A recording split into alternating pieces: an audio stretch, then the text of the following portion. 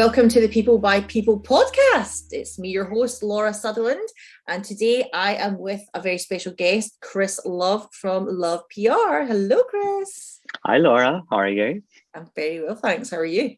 Very well, too. Have you managed to escape the evil Omicron? So far, so good. Touch wood. So I know, I touch wood. haven't been affected yet. I think it's Check only in a with matter of you time. next year and see how you're getting on. Yeah. Anyway, that's a bit nasty. So today we're here to talk about your latest study, which your dissertation is fascinating read.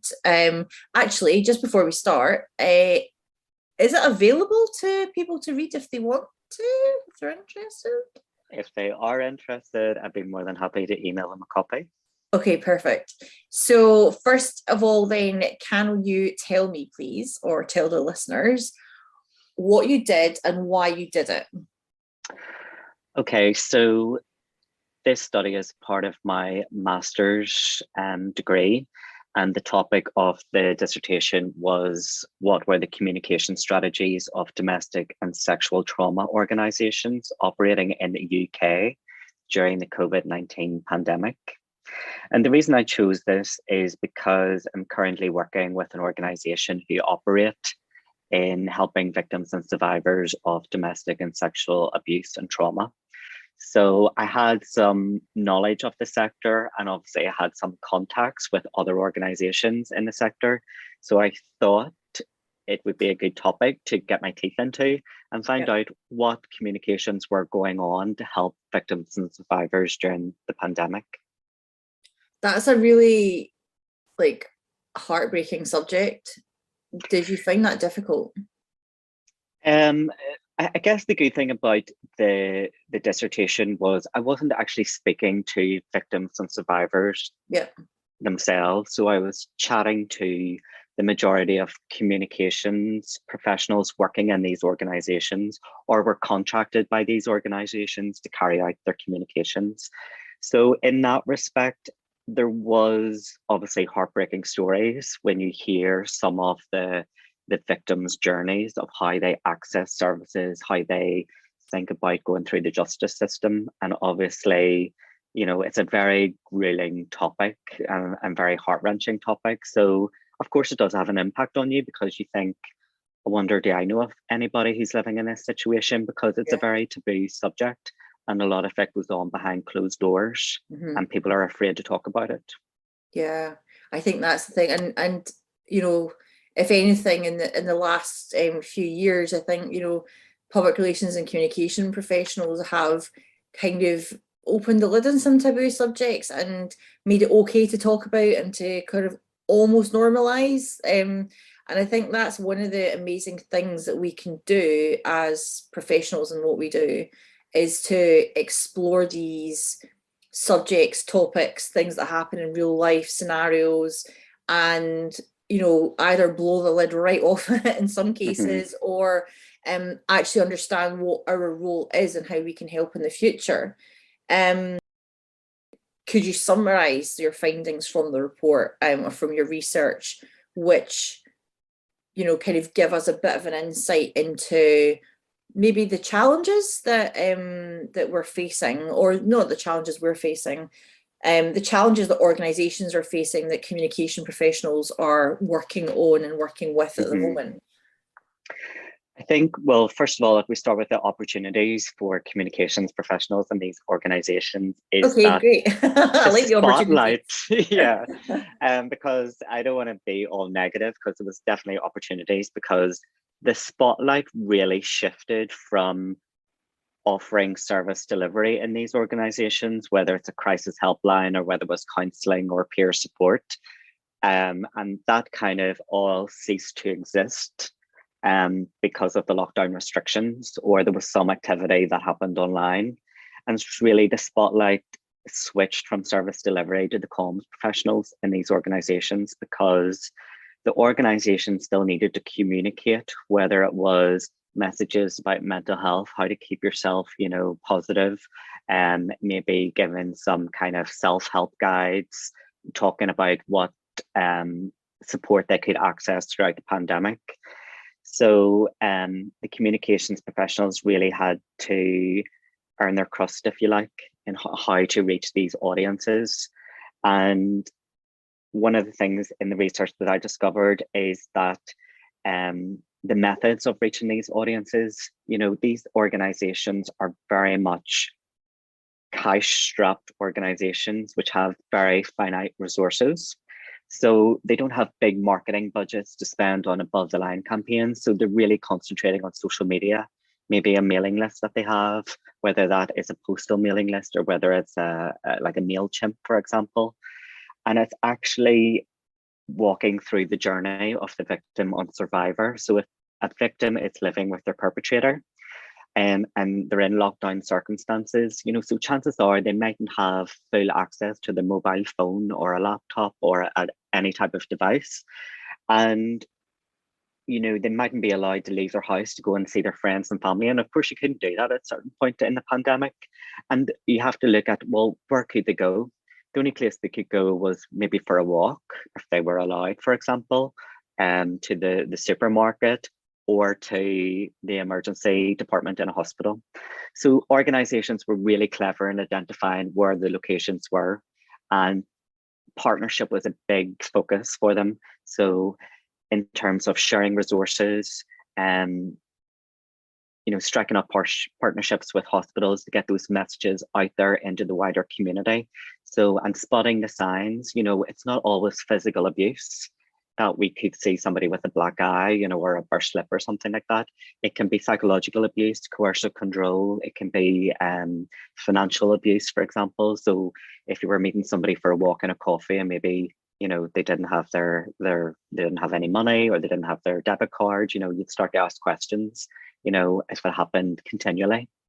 And I think the barriers to effective communication for these organizations is it's generally one person working in the organization. And a lot of the time, the comms person is only part-time. So they can only do so much in the amount of time that they have. And also, these comms officers, the organization expects them to be all, singing, all dancing.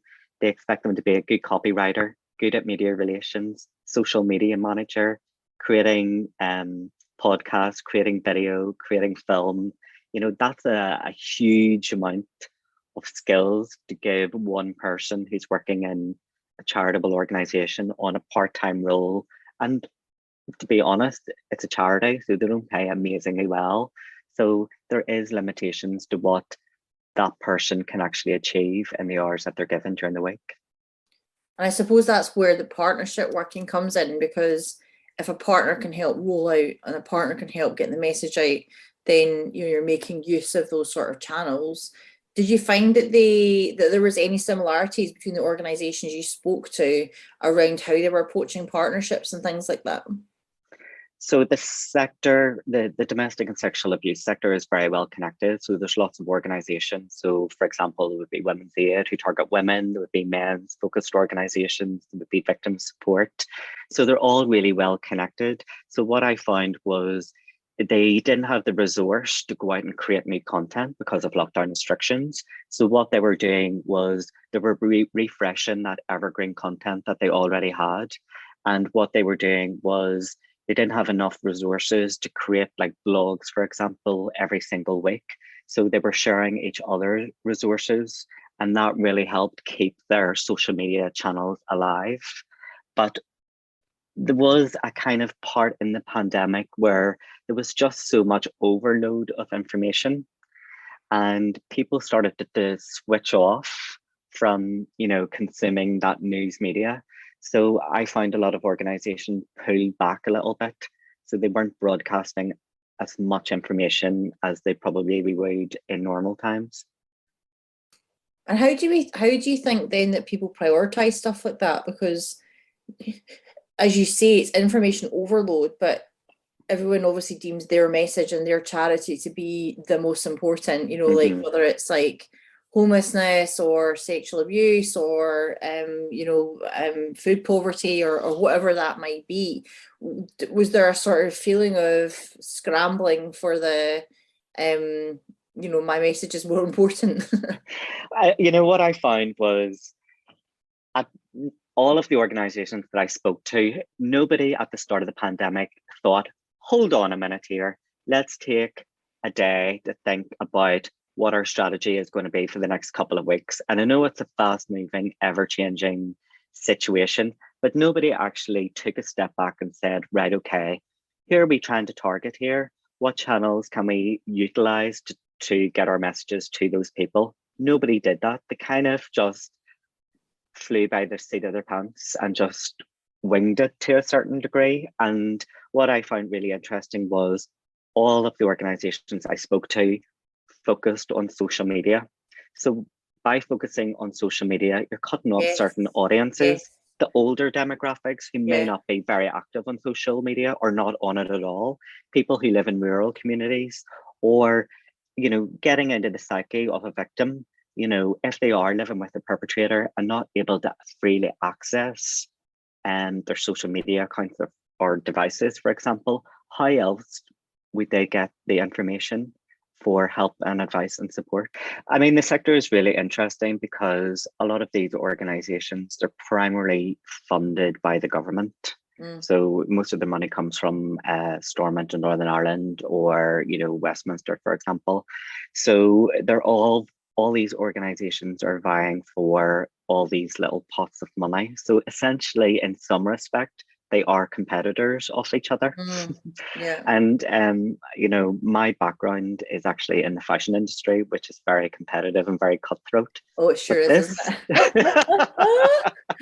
I left that a long time ago. Yeah, I mean, this sector is too, because all these organizations are always looking for that pot of gold at the end of the rainbow. They're always looking for their next cash injection. So in some respects, it's they sort work of appeasing together. the funders, isn't it? Yeah. It is appeasing the funders, and it's all about meeting the requirements of the tenders that they've won. Yeah. So if it's about service delivery for counselling, for example, they're focused on the number of counselling sessions. They're not really focused on communication strategies. I mean, of course, they need to get the clients through the door into those counselling sessions, but the majority of these organizations have massive waiting lists. So it's about that chicken and egg scenario about how much do you promote the service, but actually, if you come on our waiting list, you're going to be on it 3, 4, 5, 6 months. Yeah, but there's that question again, though, of what is the point in the first place then? You're not just, you can't be an organization to exist to just get funding. You're doing it because of the people. But if you're not caring about the people and you're not asking the people and not understanding the people, then what is the point? Like, you could have a waiting list as long as your arm, but if you're not communicating with the people properly that need the help the most, then how on earth is that being effective? Is it just a numbers game? Are they just ticking boxes? I'm not saying they are, but I just, it comes back to that sort of strategic approach again, doesn't it? Of and as well being able to be that communication person that says, I don't think that's such a great idea. I think there's another way of doing this. Yeah, I mean, I think strategically, and I'm just talking about Northern Ireland, for example, I think the whole sector needs to be looked at with an overview. So, for example, in Northern Ireland, we had a review by Sir John Gillen into the serious sexual offences, and he's come up with 250 recommendations of how to support the sector and how to support victims and survivors. So it's a total overhaul of the sector, which I think is good. But again, because of COVID, that's 2 years delay in rolling out those recommendations. So I think all the organizations are really doing good work.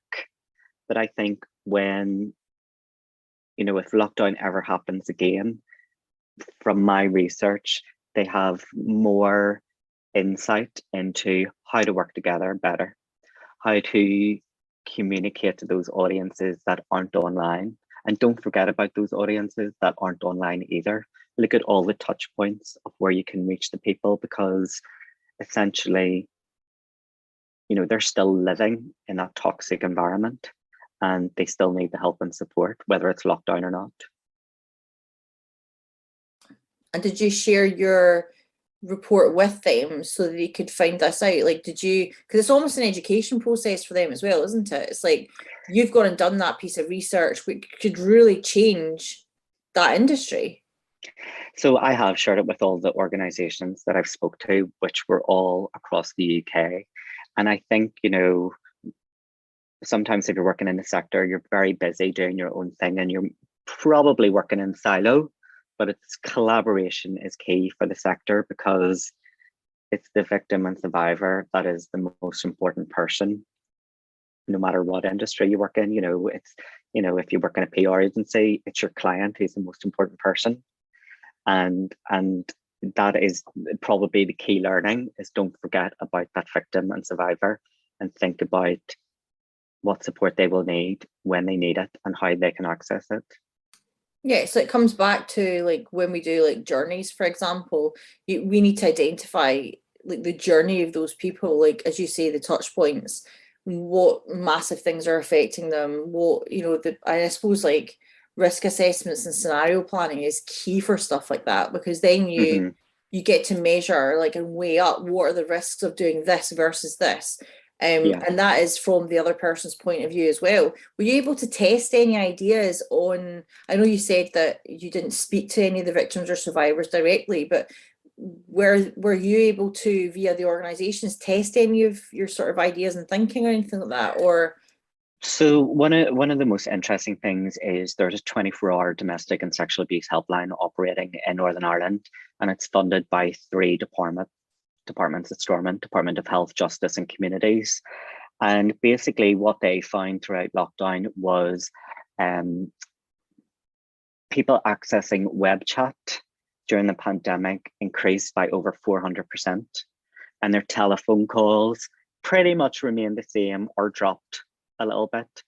And what they're telling me is that a lot of younger people are accessing the services and they find it much easier to text, because if you think they're making the disclosure to somebody for the very first time and it's much easier to text it, it's anonymous to a certain degree.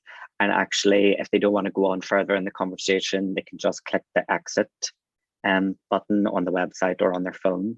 Whereas when they pick up the phone to speak to an operator, it's very hard sometimes to communicate those words that this happened to me. And the focus for the helpline was always about promoting the telephone number.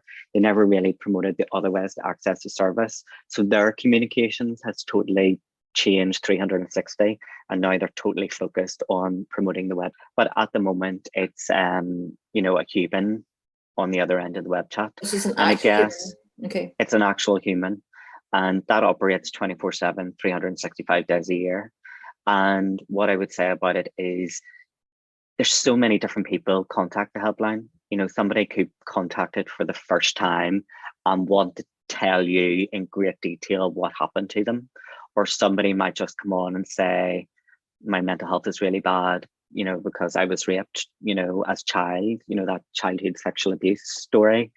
And, it's about referring, or somebody might be in a crisis situation where they need to flee and they maybe need to go to a refuge. There's just so much.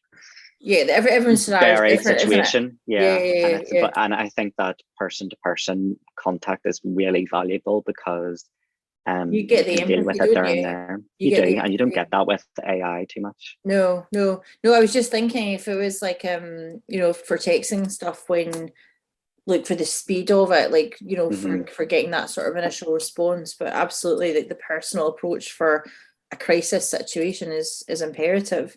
And what would you say then were the opportunities for, you've talked about the opportunity for communication, but what are the opportunities for other people that work in communication? So when you're talking, I was thinking like if you work in like public sector, local government, like this, I'm assuming this type of report would be really useful for people to read because it tells you more about what might be happening in their neighborhoods and in their communities. Interestingly, what I found was a complete lack of measurement in many of these organizations. Oh, Which, so if you go back to what I said earlier, complete lack of strategy at the beginning, just focusing on the tactics, and complete lack of measurement. And what people told me was they either don't have to produce reports in their organization, or they only have to produce certain kind of data for their funders for a certain part of a tender. A lot of them told me that one organization, and their quote was to me, if they did something in a newspaper and someone mentioned it to them, they can link that back, to a piece of media relations. But it wasn't actually thinking about the key messages, the call to action, what type of audience they were going to reach by placing that editorial in a certain newspaper, for example, or on a certain website. A lot of people said to me they were just firefighting and testing out to see what worked and what they were getting engagement on. And a lot of people said to me it wasn't even about engagement, it was just about pumping messages out, and it was about social media 101, just get the message out there. And it's broadcasting, there's no goals in mind there, is there?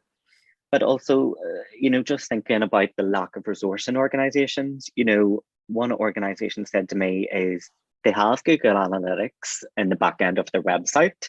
They know it's an amazing tool, but they don't have the knowledge in-house to find out exactly how it works.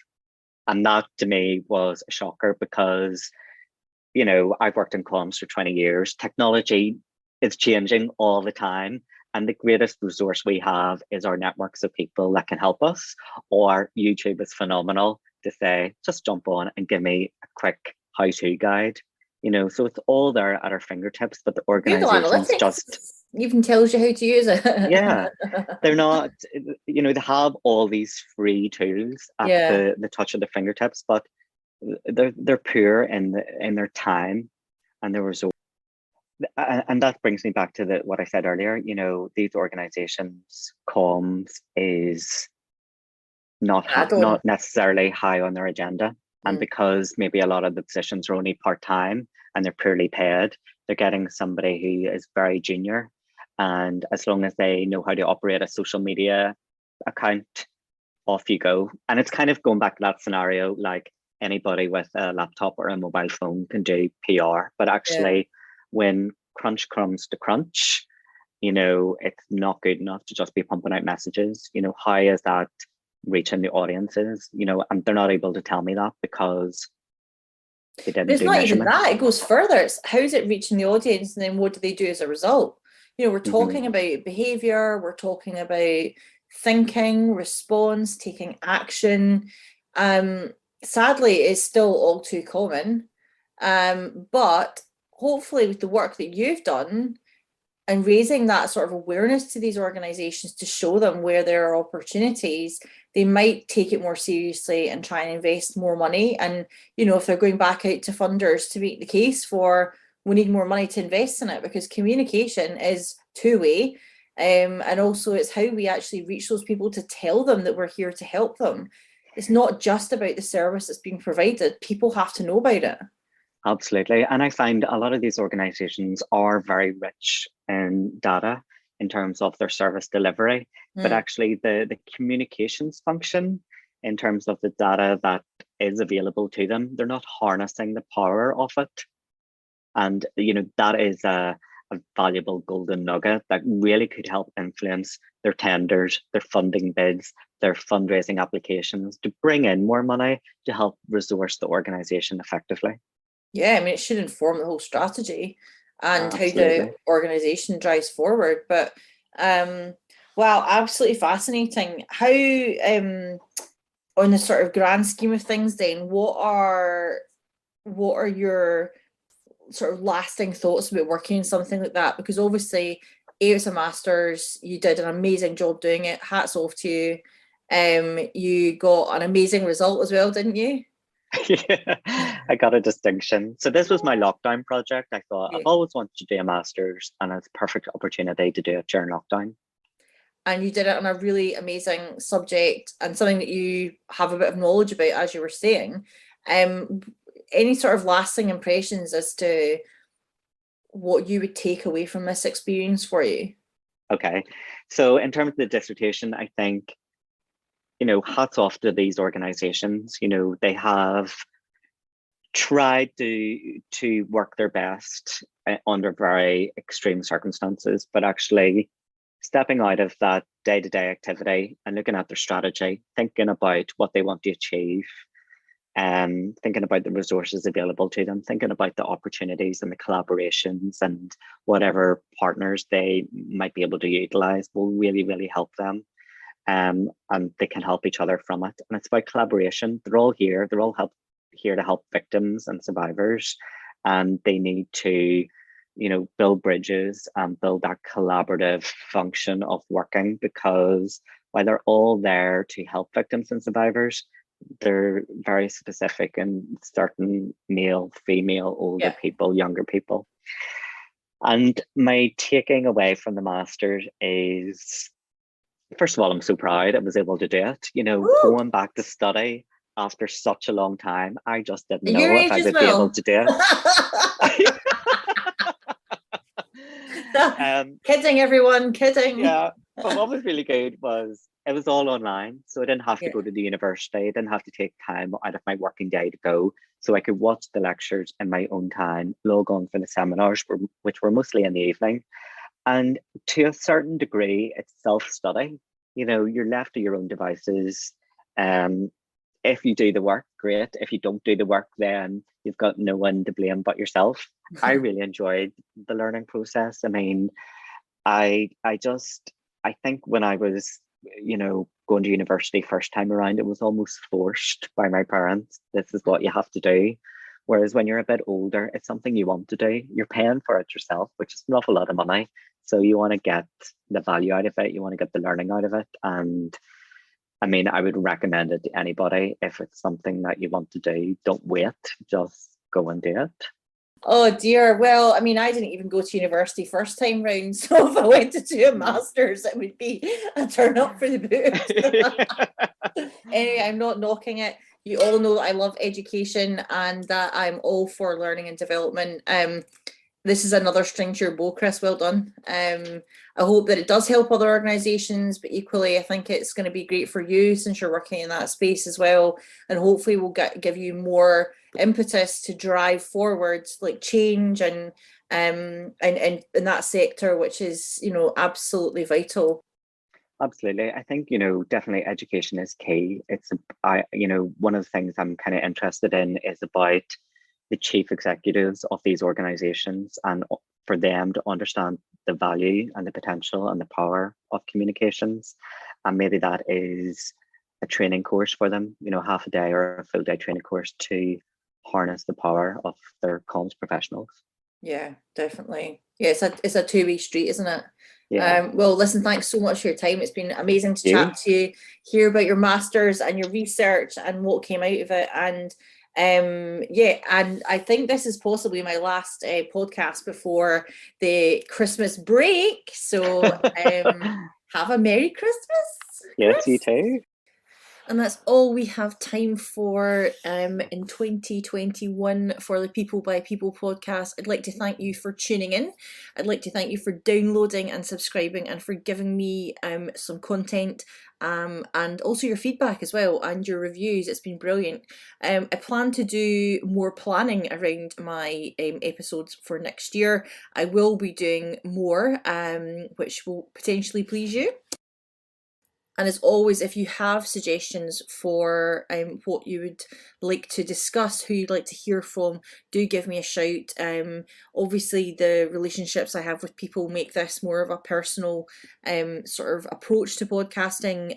We can bounce off each other and have a bit of a laugh as well. But yeah, please do get in touch. I'm going to put Chris's details in to the show notes. If you would like to have a copy of his master's research, then I'm sure he would be happy to provide it for you.